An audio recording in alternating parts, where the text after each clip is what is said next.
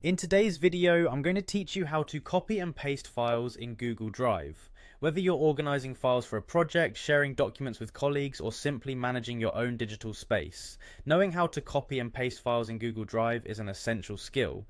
Let's walk you through the process step by step, making it as straightforward as possible. First, you'll want to navigate to Google Drive. You can do this by opening your web browser and heading to the Google Drive homepage. Logging in with your Google account credentials is necessary, so have those ready. Once you're successfully logged in, you'll find yourself on the main interface of Google Drive. This is the home for your documents, spreadsheets, presentations, and other files that you've either uploaded or created using Google's suite of tools. Next, it's time to select the file that you wish to copy. Locate it in your Drive by scrolling through or using the search bar at the top. Once you've found the file, take your cursor and hover over it.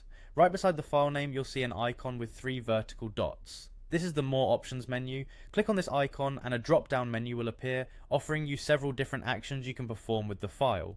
From this drop-down menu, among the various options like sharing, moving, or downloading, you'll want to find and click on the option labeled Make a Copy. Selecting this will prompt Google Drive to create a duplicate of the file you've selected.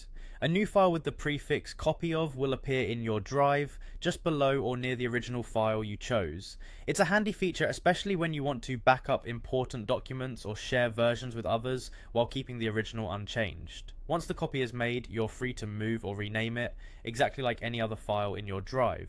Keep in mind that this method works with files, not folders, and that copying doesn't affect the original file's settings, permissions, or location.